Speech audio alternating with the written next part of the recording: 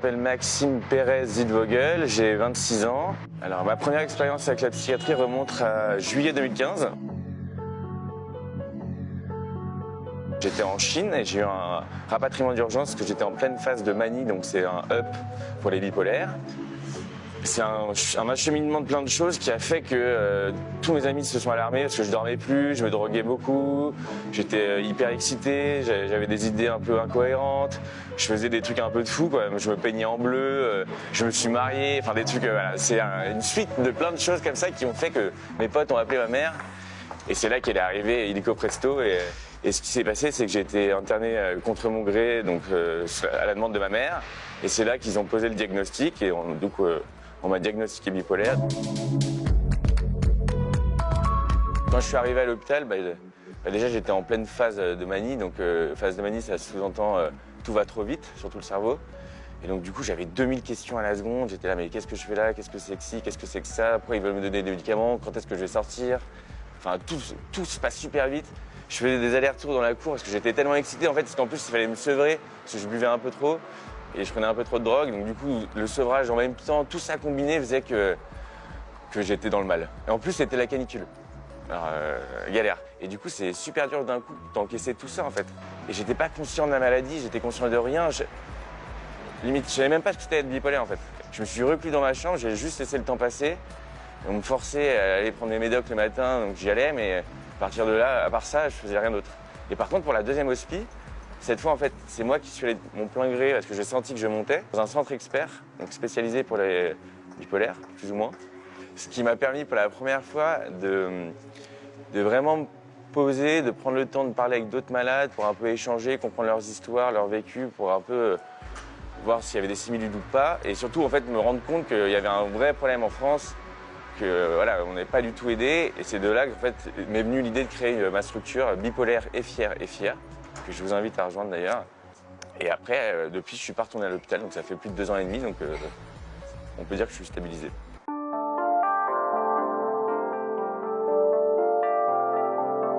La première sortie de l'hôpital, évidemment, tout le monde était aux aguets. Où Maxime, comment il va? Comment il va? Comment il va? Est-ce que tu as pris tes médicaments? Ça, c'est la pire question à poser à un malade, mais bon, ça, c'est pas grave. Oui, je les ai pris, putain. Chier. Mon traitement, il a évolué, forcément. Au début, moi, ça me rendait tout patatras. J'étais vraiment un zombie, quoi. J'étais amorphe tout le temps, et donc c'est là que je me suis dit, non, mais là, ça va pas du tout. Donc j'ai changé pour du lithium, ça, je peux le dire. C'est le thymorégulateur le plus connu.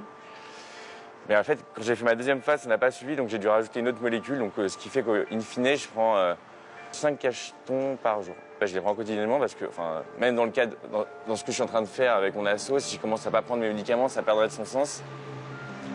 Mais normalement, je suis pas censé boire, je suis pas censé avoir de vie limite. Mais en fait, si moi je trouve le moyen de trouver le bon équilibre, je sais quand il faut m'arrêter, quand il faut se reposer. Le retour à la vie normale donc était vraiment différent en fonction des 2 hospis. La première, ça a été une catastrophe dans le sens où je suis resté 17 mois enfermé dans ma chambre, rempli de questions, de questionnements, bien que mes potes, je les remercie d'ailleurs parce qu'ils étaient là toujours à m'appeler quotidiennement, m'appeler toutes les semaines, mais je répondais jamais. C'est juste que j'en étais pas capable, j'avais besoin de rester seul dans ma chambre, dans le noir. Après, je faisais quand même des trucs, mais j'étais dans mon monde à moi et j'arrivais pas à ressortir de cette bulle. C'était trop dur pour moi. Mais la deuxième hospi, ouais, c'était complètement différent vu que j'avais ce nouveau projet en tête. C'est d'ailleurs ce que je dis. En fait, ce qui est hyper important, je pense, c'est d'avoir des objectifs, des projets, parce que c'est ça qui te permet de te lever le matin, en fait. Ce que je dis souvent aux gens maintenant, c'est moi, je considère que j'ai fait l'école de la vie en étant passé par l'hôpital. Et quand tu vis des moments à l'hôpital, quand tu es dans la galère comme ça, franchement, tu crées des liens. Même avec les autres patients, très souvent on se tient au courant, on prend des nouvelles. Ça change, c'est tellement plus fort que n'importe quel lien qu'on pourrait créer ailleurs. On s'entraide beaucoup.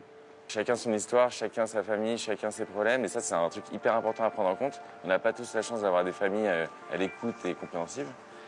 Donc ce que je conseille aux gens un peu en questionnement, tout simplement, ils m'appellent. Ils vont sur ma page, parce que c'est un peu ce que je suis en train de faire. Malheureusement, c'est que pour la bipolarité et la schizophrénie. C'est que le début, certes. Et Oxmo Puccino, il dit plus on est de fous, mieux on évite la camisole. Et je suis complètement d'accord avec ça. Donc on a besoin d'être un maximum pour faire un maximum de bruit et s'entraider pour comparer nos histoires respectives et en tirer des leçons et avancer ensemble. Je me rends compte de quelque chose, étant donné que maintenant je parle de la bipolarité à presque tout le monde que je croise dans la rue, à qui je parle du moins. Franchement, pas loin de 80% des gens ne savent pas ce que c'est. Donc je pense qu'il y a un gros travail d'éducation à faire. C'est le premier truc à faire en fait. C'est un gros travail d'éducation pour que les gens sachent au moins la différence entre schizophrène, bipolaire, borderline. Tout bêtement, parce que rien que ça, ce serait énorme. Je pense que ça commence par là et comme ça les gens au moins seraient au courant de quoi on traite et enlèveraient en fait tous les préjugés qu'il y a sur ces maladies et du coup en fait peut-être seraient plus ouverts à avancer avec les autres. Et je dirais en conclusion, bien qu'étant vraiment apolitique à 100%, quand je vois l'état de la psychiatrie en France, je me dis est-ce qu'in fine, il ne faudrait peut-être pas monter un peu dans les niveaux. Et pourquoi pas quand je vois donc, les Verts, les Insoumis, les marcheurs, je me dis pourquoi pas les déranger en fait. Et les déranger pour une France plus équilibrée. C'est pas mal comme nom, hein. Rendez-vous en 2027. Non, c'est une blague.